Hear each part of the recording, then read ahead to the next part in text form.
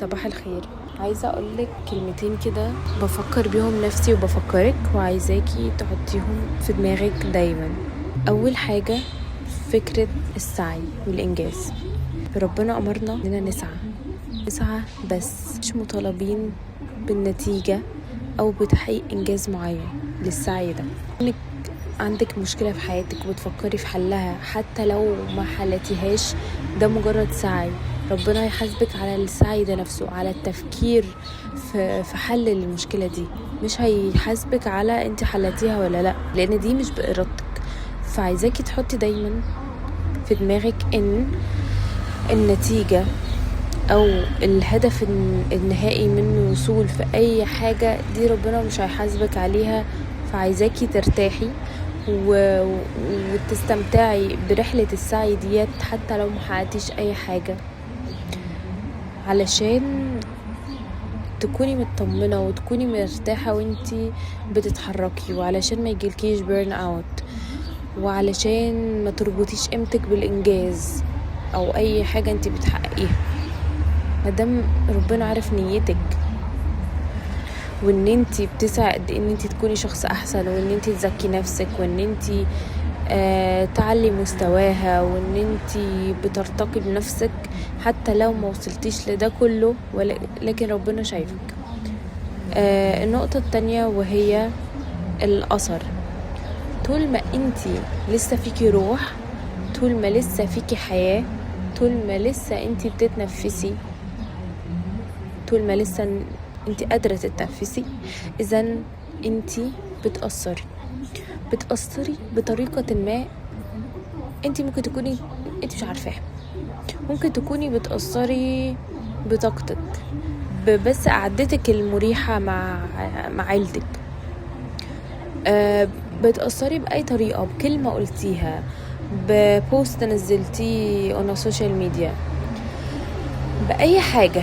حتى لو انتي فعلا شايفة نفسك مش مؤثرة او مش بتعملي حاجة، يعني مش بتعملي مثلا، مش بتشتغلي، مش بتعملي عمل تطوعي، مش بتروحي تتكلمي هنا ولا هنا، ولا تحضري ايفنتات او كل الحاجات ديت، فانتي ستيل بتأثري بطريقة ما حتى لو انتي لسه مش عارفاها لحد دلوقتي. دول الجملتين دول. النقطة الثالثة وهي قيمتك. حاولي ما تربطيش قيمتك بالانجاز، يعني مش عشان انتي ما حققتيش اي حاجة فتقولي على نفسك ان انا بلا قيمة او ان انا ماليش لازمة في الحياة. عارفة الاحساس ده وحش قد ايه لما بتكوني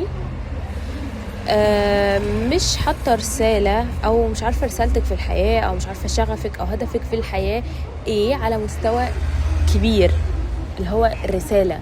مش ان انا مثلا اروح المدرسة او اروح الجامعة، بعدها خلاص هشتغل، وبعدها ما اخلص اشتغل هتجوز واخلف وكده، اللي هو تسلسل الحياة الطبيعي. لا، ايه رسالتك في الحياة؟ ايه هدفك؟ هل انت عايزة تساعدي الناس، ولا هتساعديهم يعني بطريقة ما، مثلا طريقة شغلك، ولا عايزة تضيفي قيمة ايه، او عايزة تأثري في ايه، او الحاجات دي كلها. فعشان انت ما بتعمليش كده، ما تقوليش على نفسك ان انتي بلا قيمة، قولي على نفسك ان انا لسه ما وصلتش في ان انا اعرف رسالتي ايه او هدفي الاكبر ايه في الحياة. احنا كل واحد نزل على الارض هنا مش بس دوره ان هو يعبد ربنا، دوره كمان ان هو يكون عنده رسالة، يكون عنده هدف اكبر في انسانية. يعني احنا انسان او احنا بشر، فالانسانية ديت ربنا حطتها فينا.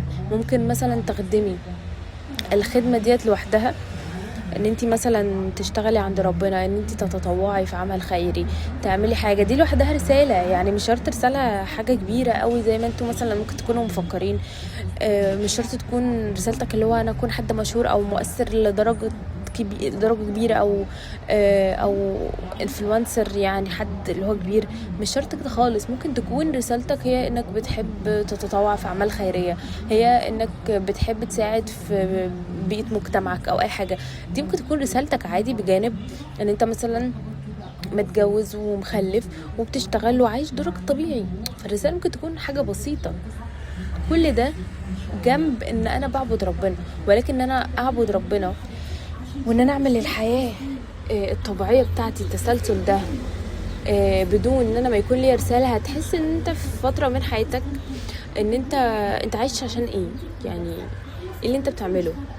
وبالذات بقى لما مثلا عيالك يكبروا وتجوز العيال ويبقى فاضلك مثلا جوزك او عيلتك، او مثلا انتي متغربه عن عيلتك فانتي وجوزك بس، فلو برضو هتفكري انا بعمل ايه في الحياه، في هدف تاني. اوكي، فحتى لو برضو لو انتي متجوزه او كده هتحسي ان في حاجه ناقصه، في انا عايشه ليه، في حاجه تانية انا عايزه اعملها.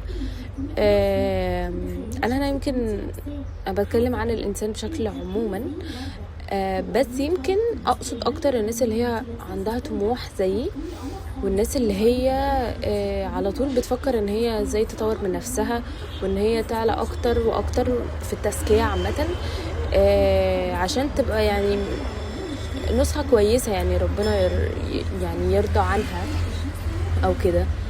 فدول يعني 3 افكار او 3 جمل حابة اقولهم لك عشان تحطيهم في بالك وتفتكريهم دايما، بس كده.